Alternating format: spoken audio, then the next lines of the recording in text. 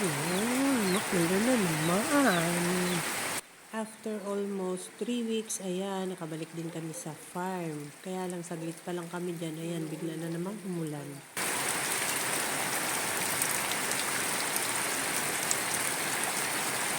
Ay, wala na yung papaya.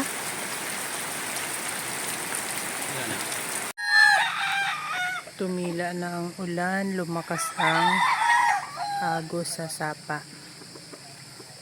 Ayan. Nakabalik ulit kami dito sa farm. Malago ang damo, hindi makapag-grass cutter at laging naulan. Ayan. May mga nakatali na ulit sa pinagtanggalan namin ng mga manok. Dami nang nakatali. Yan kalamyas sa kakatuwa. Ang taas na Maliit pa yan. Nung huling pumunta ako dito, laging naulan. Ayan, mataas na. Yung mga kalamansi malalago na rin. Pati yung mga salay. Ayan yung mga salay. Malalago na. Pag gumanda ang panahon, mag-grass cutter na dito. Malakas ang habagat kaya maulan ngayon dito sa amin. Apektado ng bagyo. Pati itong langka mataas na rin. Pati yung aratilis. Malago na May lilom na dito maya maya. Nakakatuwa yung mga alpas pa ito nung huling punta ko dito. Ayan nakatali na sila. Pati yung isang puti na yun. Malalaking manok. Anak yan ni Sunshine. Pero karamihan sa mga manok dito ngayon ay lugon. Ang puti mabilis lumugon. Ngayon ko lang napansin, pinutulan na pala yung aratilis. Dahil nataas. Pinutol yung nasa pinakalit na yan. Pinutol. Para yumabong lang siya, hindi tumaas. Kaya para akong naninibago, pinutol pala. Ayan. Tsaka yung tinanim kong balimbing, nabunga na agad, nakakatuwa. Ayan. Malago na siya. May bunga na yan. Ito.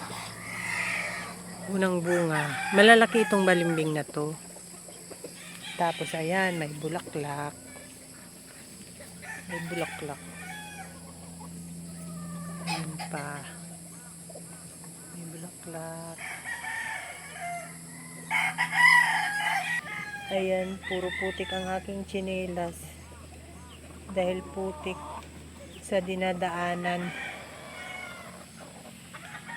Kanina pa nung dumating kami dito, hindi pa naulan. Akala ko araw na at palayo na yung bagyo.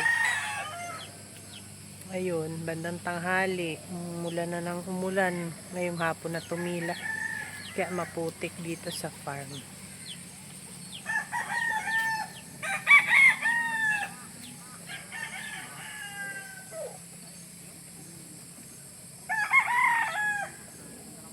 Pupunta tayo sa Alpasan.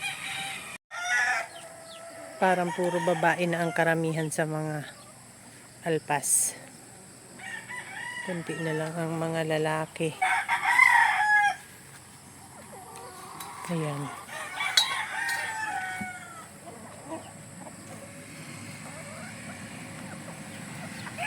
Ayan ang mga babae.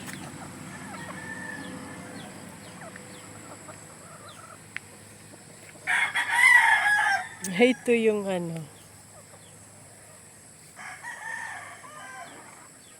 ito yung babaeng dinala ko dito. Laki na. Mangingitlog na ito maya maya. Yung puno dito,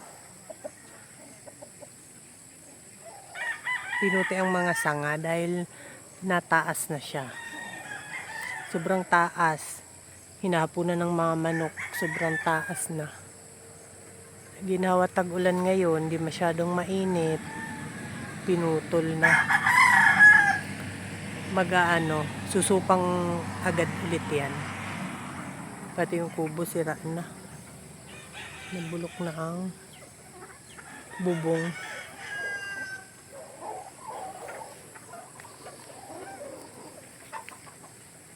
Puro babae na ang karamihan dito.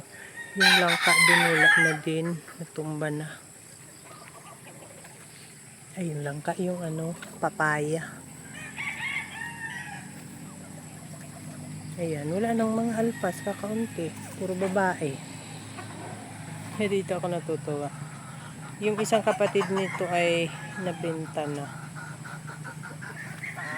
Yung isang kapatid nitong babae. Meron pa rin palang mga naka-scratch.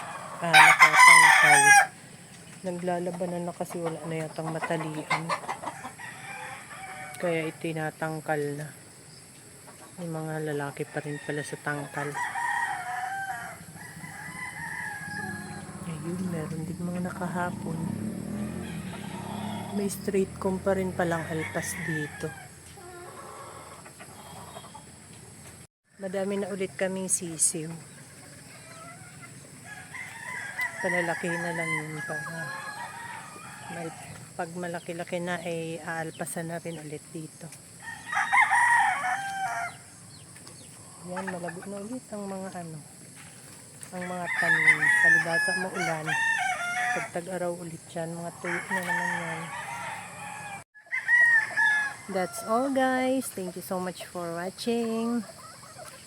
Please like and subscribe to my channel, J Friends Wife, and click the notification bell para updated po kayo pag may bago akong post. Thank you so much. Bye!